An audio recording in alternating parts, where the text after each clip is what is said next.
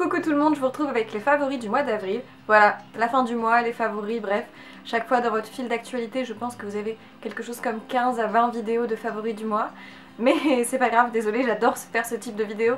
Donc ça me permet de vous parler de vraiment de produits qui pour moi sont soit très bons ou parfois de quelques petits flops. Et on commence tout de suite par un produit de chez Clinique. En fait c'est la retouche lumière, c'est une sorte de produit qui est entre l'anti-cerne et un produit un peu illuminateur du dessous de l'œil. Un très connu c'est celui de chez Yves Saint Laurent, la touche éclat je crois. C'est un peu le même principe. Alors je l'avais acheté en solde chez Nocibel il y a pas longtemps, il était à une vingtaine d'euros au lieu d'une trentaine d'euros. C'est pour ça que je l'avais pris et miracle, il y avait ma teinte, c'est-à-dire la teinte la plus claire, la 01 Fer. Ce produit, je l'ai acheté en solde, je pense pas que je le rachèterai vraiment par la suite parce qu'il est quand même très cher et sûrement qu'il y a d'autres marques qui font le même principe. Mais je dois vous avouer que c'est un produit qui est vraiment très bien. Alors en fait, vous devez tourner le bas du produit comme ça s'entend, ça fait des petits bruits. Et ensuite vous avez le liquide qui va sortir au-dessus dans une sorte de petit pinceau. Donc au niveau hygiène c'est pas parfait, mais par contre je trouve que c'est pas mal pour appliquer à certaines petites zones comme le dessous des yeux, l'arête du nez, au-dessus des lèvres. Il est assez léger et il couvre quand même plutôt bien sans avoir un effet trop lourd, trop pâteux. C'est vraiment le produit, je pense, génial l'été quand vous n'avez pas envie de plâtrer votre visage. Ça va être très pratique. Au niveau du prix, je vous le recommande pas forcément, mais si vous voulez vous faire plaisir et que vous le trouvez en solde, n'hésitez pas parce que c'est un produit qui est très pratique. Si vous avez des cernes très prononcées, c'est pas le mieux, mais si vous avez par exemple un bon anti-cerne, vous le mettez d'abord et ensuite vous prenez ça pour illuminer votre regard et c'est très bien.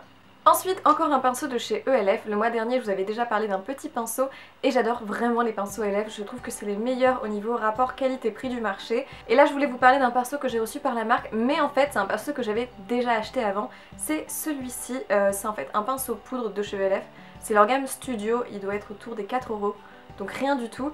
Et je l'avais déjà dans leur ancienne version. D'ailleurs, comme vous pouvez voir, il a bien subi les effets du temps. Il s'est un peu écarté. Mais vraiment, ça fait au moins 2-3 ans que je l'ai et franchement, il est encore super à utiliser. C'est de loin mon pinceau préféré pour la poudre. J'ai un autre pinceau poudre que j'utilise qui est celui de chez Zoeva, le 106 Powder. Et je trouve qu'il n'est pas du tout assez dense. Quand on applique la poudre, c'est pas agréable, ça n'a pas un joli rendu. Et celui-là, il est parfait. Vraiment, c'est le meilleur pinceau pour appliquer la poudre sur tout le visage que j'ai pu tester. Parce qu'il est assez dense, très doux. En plus, la forme fait qu'il est bien pour appliquer même les petites zones en dessous des yeux, vraiment le pinceau génial pour appliquer la poudre. De loin mon préféré du marché, 4 €, je vous le recommande 1000 fois, j'en cherche d'autres qui pourraient être aussi bien et j'ai jamais trouvé, mais à ce prix là, pourquoi chercher finalement, donc très bon pinceau. Ensuite, produit de maquillage, c'est le nouveau mascara de chez Marc Jacobs.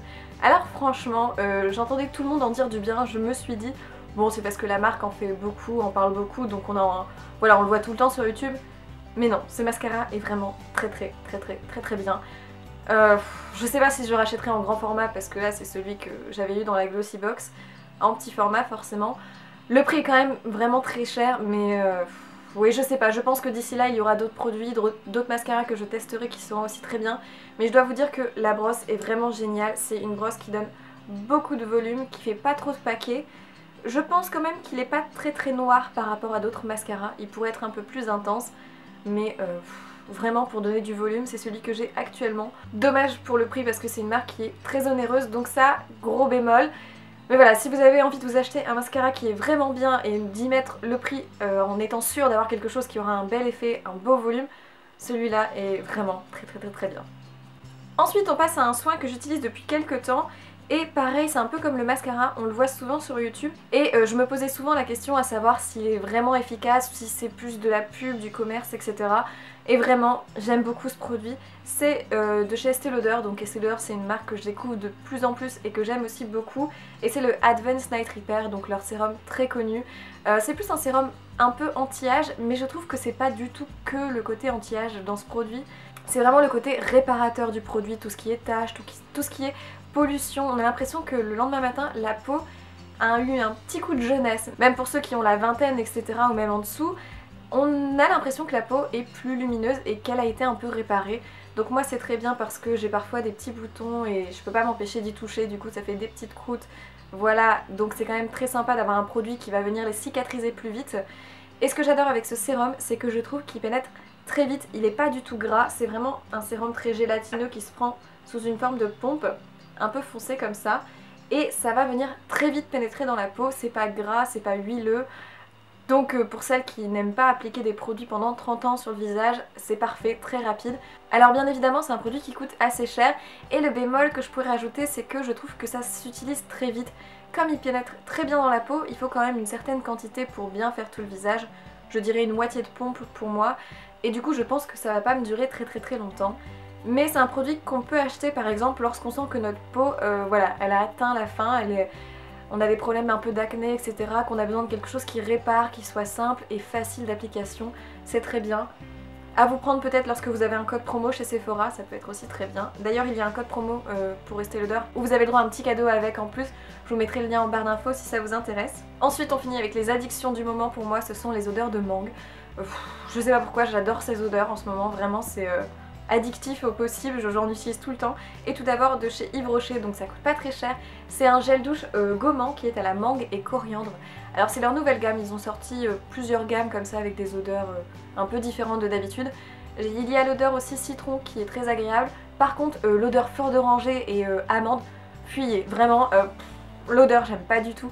Je sais pas, la fleur d'oranger et l'amande séparément ça sent très bon, mais le mélange qu'ils ont fait, non, il y a quelque chose qui va pas, ça sent pas bon du tout. Je vous recommande pas cette odeur.